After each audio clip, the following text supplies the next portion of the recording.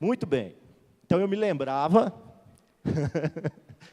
de Hebreus, que traz uma relação no capítulo 11 dos heróis da fé, dos chamados heróis da fé. Lembra lá do capítulo 11 de Hebreus, onde traz lá assim uma lista de heróis da fé, daqueles que na Bíblia Sagrada foram exemplos de fé. Traz uma narrativa imensa de vários personagens que marcaram a história das Escrituras Sagradas pelo seu exemplo de fé. Alguns citam nomes, outros nem nomes são citados, mas falam da sua fé, da sua grandeza, da sua obra, né? Alguns alcançaram a promessa, e lá fala daqueles que nem alcançaram a promessa.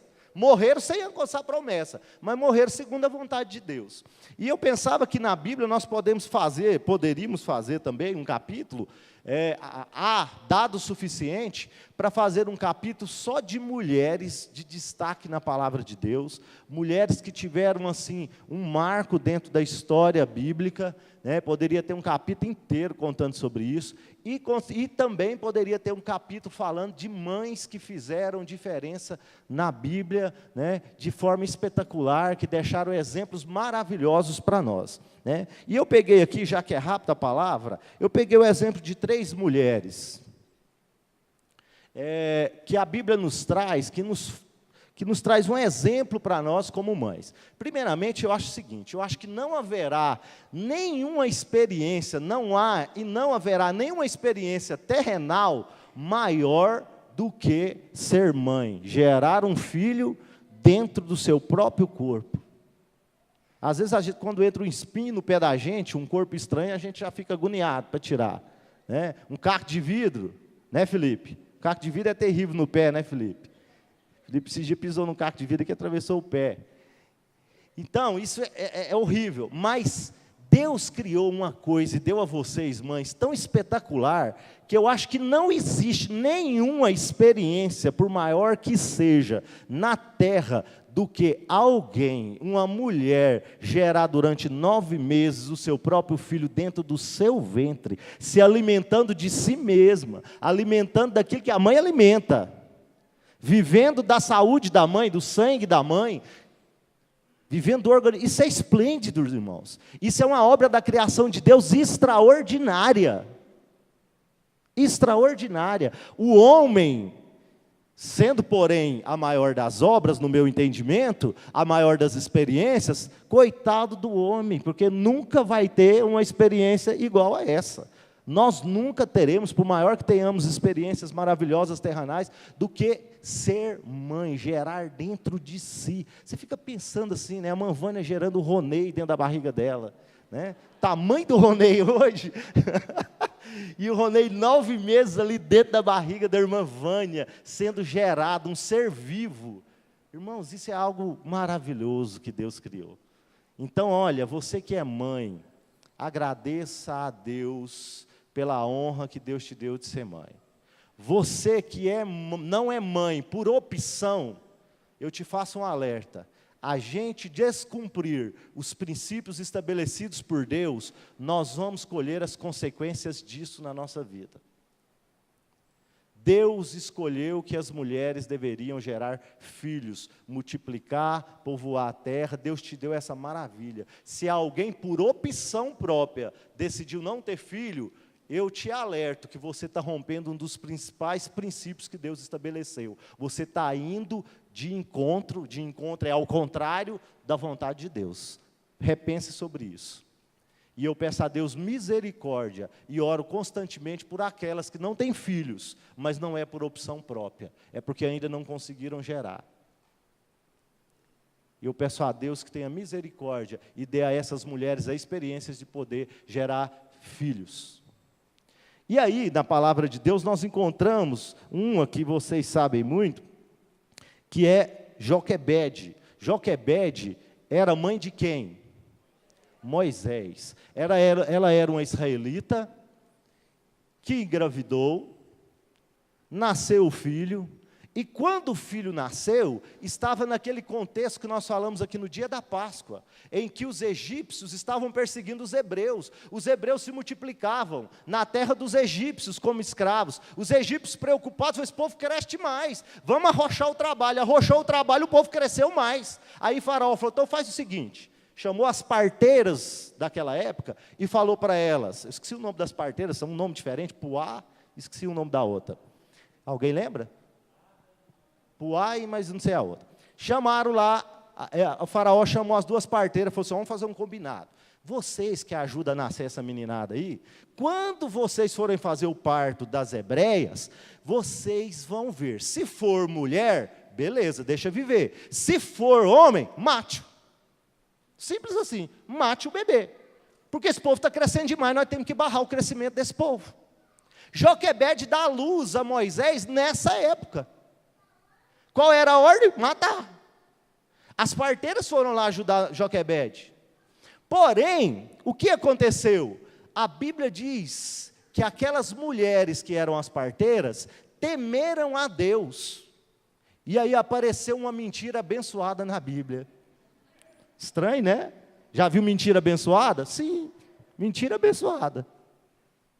A Bíblia diz que quando elas tinham que responder a Faraó pela matança dos hebreus, elas falaram assim, ó Faraó, nós estamos com um problema, porque as hebreias são tão fortes, que elas dão à luz tão rapidamente, que quando a gente chega para ajudar no parto, elas já pariram, sozinha. Mentira.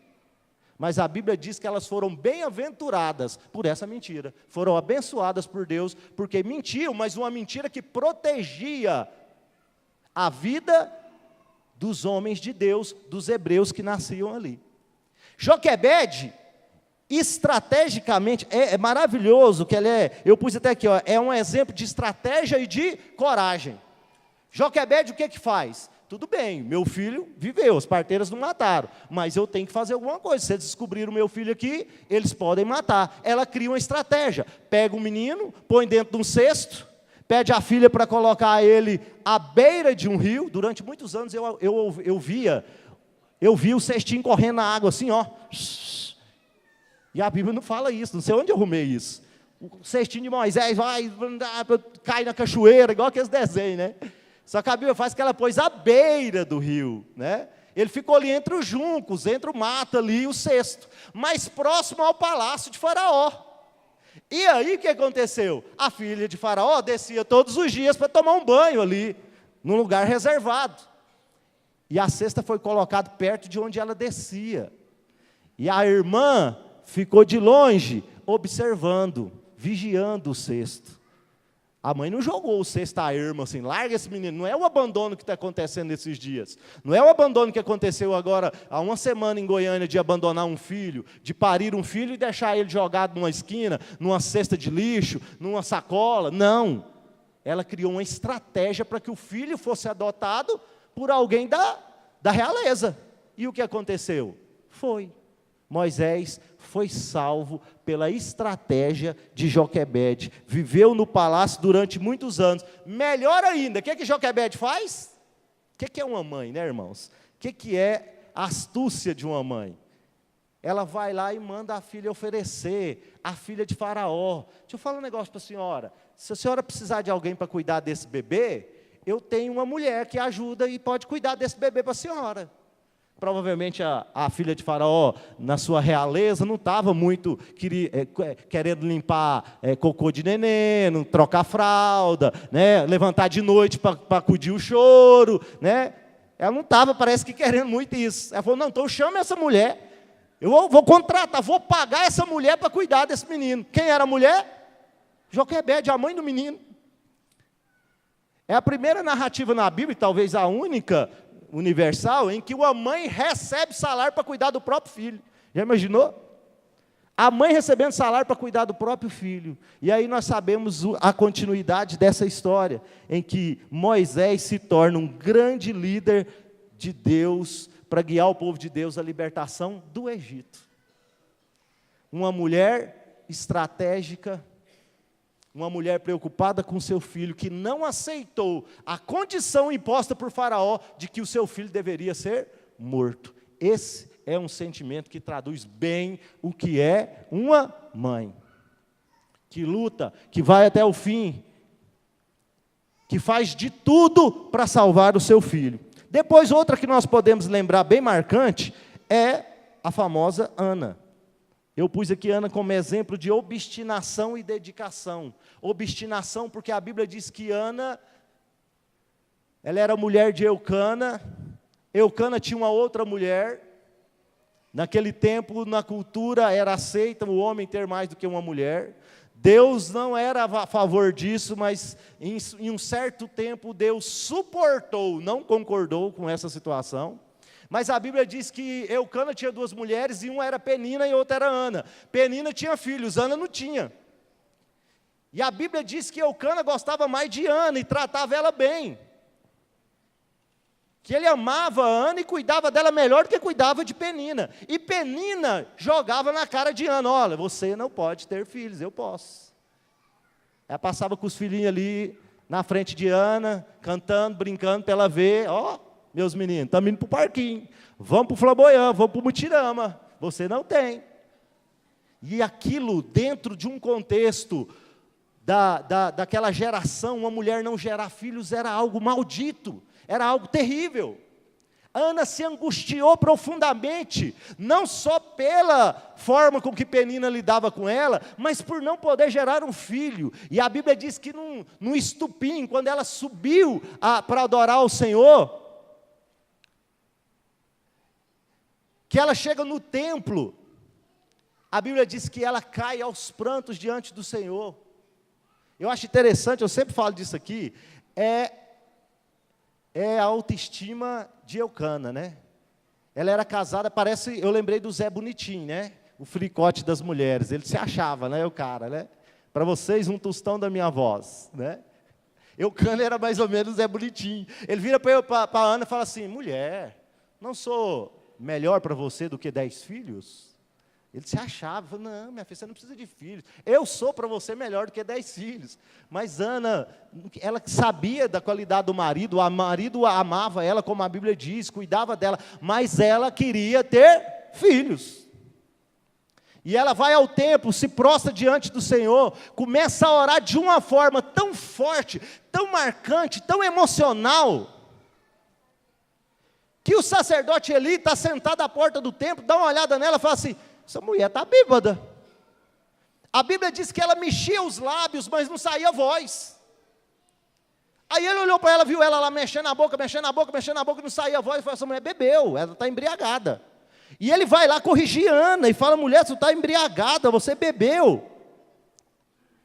E ela fala: não, meu senhor, eu não bebi. Eu sofro por não poder gerar um filho do meu ventre. Eu estou aqui consagrando ao Senhor, eu estou aqui orando, eu estou aqui clamando pela misericórdia do Senhor, para que eu possa gerar um filho do meu ventre. E aí, tocado por aquilo, a Bíblia fala que o sacerdote ali fala: olha, Deus ouça a sua oração e cumpre em você a sua vontade. E ela fala que assim seja. E a Bíblia diz que ela volta para sua casa, tem relação com seu marido e engravida. Só que antes, o que ela faz? Senhor, na oração dela: se o Senhor me der um filho, se eu puder gerar um filho, eu vou dedicar o meu filho ao Senhor.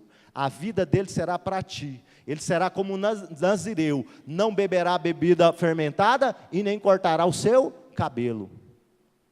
Ela queria um filho para si, não era? Ela queria um filho que fosse gerado do seu ventre. Mas, porém, ela disse que ofereceria ele para trabalhar para o Senhor, para servir ao Senhor. Ela engravida, gera quem?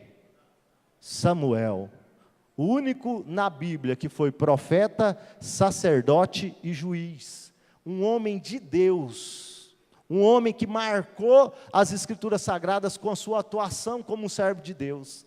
Porque quando ele nasce, a Bíblia diz que ao 8º dia ela leva ele, 3 meses ela fica com ele, e leva ele ao templo, entrega para Eli, e fala para ele: ele vai servir aqui, e Samuel vai viver no templo, Não que ele vivesse somente distante dela, ela tinha contato com ele. A Bíblia diz que ela levava as coisas para ele lá no templo, mas ela cumpriu. Para mim aqui, eu acho o máximo nela é a obstinação de não aceitar, de cair em pranto aos pés do Senhor, e segundo, cumprir sua palavra, dedicar o seu filho completamente a Deus.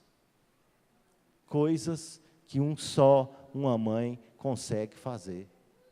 O desejo de ter o filho e cumprir, de entregar ele lá no templo. Naquele tempo, várias pessoas serviam lá no templo constantemente, os levitas serviam no templo. Ele foi auxiliar o sacerdote, viver dentro do templo. Lá ele dormia, lá ele comia, lá ele morava. Mas ela se alegrou, porque Deus deu a ela a condição de gerar um filho. E por último aqui, ou quase por último, eu gostaria de citar o texto que nós lemos. A Bíblia diz que Deus decidiu enviar o seu filho à terra. Para isso ele tinha que ser gerado. Para ser homem, ele não deveria ser mandado do céu num carro de fogo, num objeto não identificável. Mas ele foi colocado no ventre de uma mulher. Mas Deus tinha que escolher uma mulher. Agora, peraí, irmão, imagine Deus olhando para a terra para escolher uma mulher que tivesse qualidades para gerar no seu ventre o Filho de Deus, Jesus Cristo, o homem que dividiu a humanidade em 2 tempos, antes e depois dele. Um homem que os anos são contados a partir do seu nascimento. Deus olha para a terra, o Filho de Deus precisa nascer, e ele precisa escolher uma mulher. E a Bíblia diz que ele olha para Maria, e ele se agrada de Maria, uma virgem, e ele manda um anjo para falar com ela, o anjo Gabriel. Quando o anjo vai até Maria, fala para ele: salve agraciada. Maria toma um susto, e a Bíblia diz que ela se pergunta: será por que essa saudação? O que vai acontecer? Né? Será por que o anjo está me saudando assim? E aí o anjo diz para ela: calma, você foi agraciada por Deus, e foi escolhida para gerar em seu ventre o Filho de Deus. Irmãos, eu acho belíssimo quando termina aqui o último versículo, em que Maria diz assim: olha, cumpra-se em mim segundo a tua palavra, e o anjo se ausentou dela. 2 exemplos aqui de Maria. Primeiro, ela agradou a Deus. Deus olhou do céu para a terra, olhou uma mulher e se agradou dela. Deus, olhando do céu à terra, Ele se agrada de nós. Quando Ele olha para as nossas vidas, Ele se sente agradável pela nossa vida nessa terra. Deus se agradou da vida de Maria, escolheu ela para gerar um filho. Maria falou: mas como? Eu ainda não conheci varão. Ela pode ter pensado: o que José vai pensar dessa situação, meu Deus? Eu grávida e não é dele, eu não dormi com ele, não casei com ele ainda.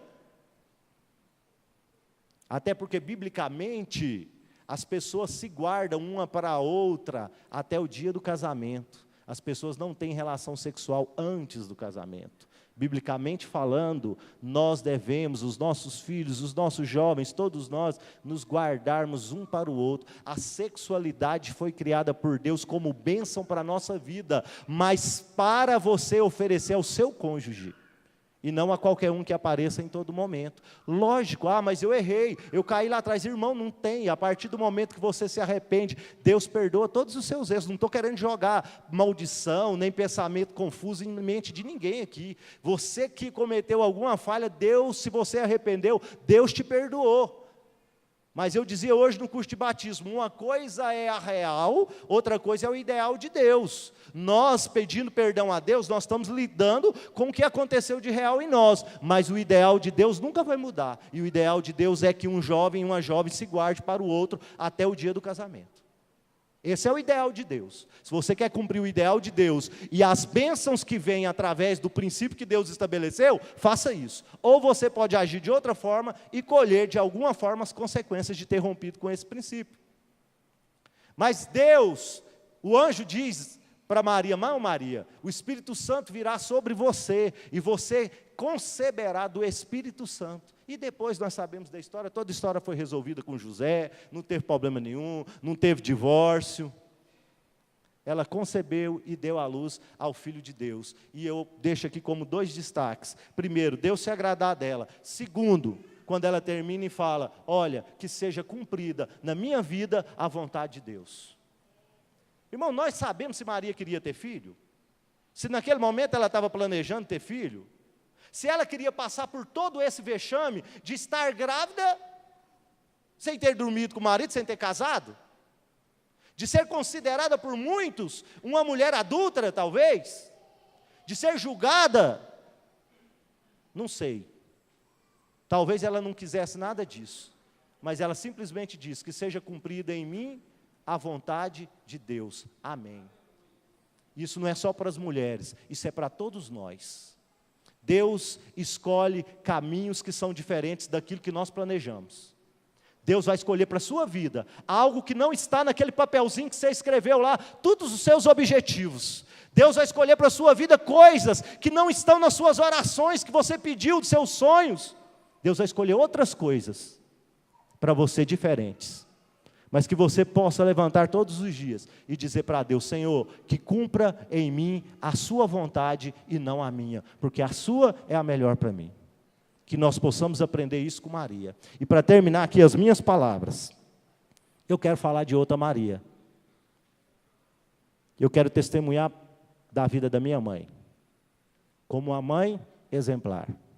Se eu pegar a passagem que o Gabriel leu, de mulher virtuosa, e eu ticar, item por item, daquilo que é dito naquela passagem, minha mãe será aprovada em todas elas. Eu quero aqui louvar a Deus pela vida da minha mãe, que nos ensinou o caminho do Senhor. Minha mãe nasceu numa família, como os irmãos sabem, desprezada, marcada pelo pecado, marcada pela prostituição. Minha mãe não teve assinatura do pai no seu certidão de nascimento, nunca foi reconhecida pelo pai oficialmente. Não tinha uma tradição de estudo na escola, na família. Mas aos 10 anos de idade, minha mãe vai a uma igreja levada por uma amiga. Na dúvida de levantar a mão, a amiga pegou a mão dela e levantou de uma vez. E depois que a amiga levantou a mão da minha mãe, ela decidiu permanecer e servir a Cristo. E a vida da minha mãe foi transformada, mudada por essa atitude de querer servir a Deus. Um dia desse eu já contei isso aqui. Um dia desse eu contava, não sei, entrou uma conversa e nós começamos a contar as pessoas que moraram dentro da nossa casa. Pessoas que passaram por algum momento dentro da nossa casa, viveram um momento, alguns dias, meses, anos dentro da nossa casa, por alguma necessidade. Irmãos, eu nunca tinha parado para pensar. Quando eu fiz isso, eu tomei um susto.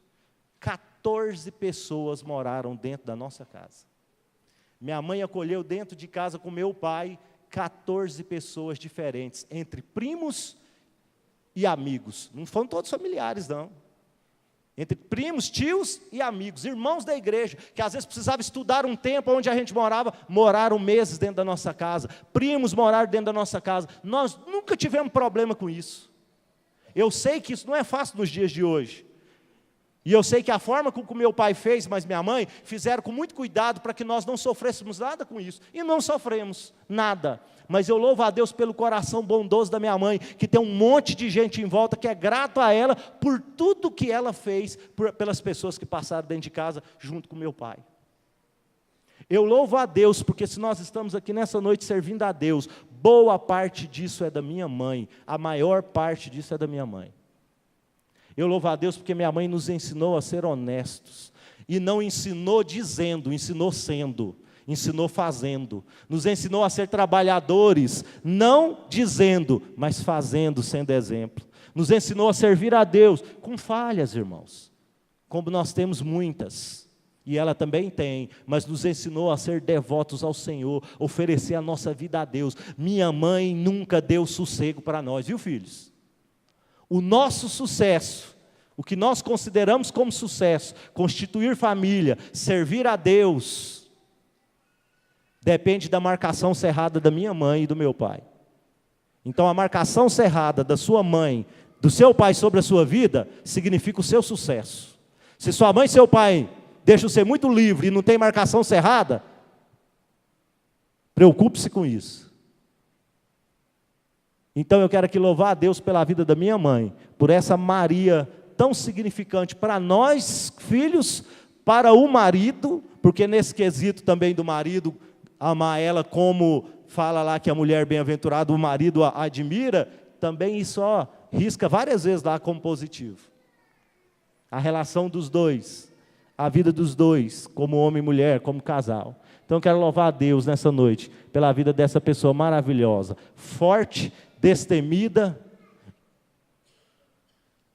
que não tem medo, que enfrenta todas as dificuldades e é um exemplo para todas aquelas que estão à volta dela. Deus abençoe a senhora, mãe, grandemente. Muito obrigado por tudo que a senhora foi na nossa vida e na vida das pessoas que nos cercam. Louvo a Deus pela vida da Érica, minha esposa, pelo que ela tem desempenhado como mãe, pela preocupação que ela tem como mãe, de ser exemplo para os filhos, de corrigi-los da maneira certa, ora errando, mas a maioria das vezes acertando e buscando no Senhor, cumprir a vontade do Senhor. E louvo a Deus pela vida da minha sogra, que pôs a melhor produção no mundo, que foi a Érica. Está ali minha sogra, melhor produtora do estado de Goiás, que produziu a Érica. Irmãos, Deus abençoe, em nome de Jesus.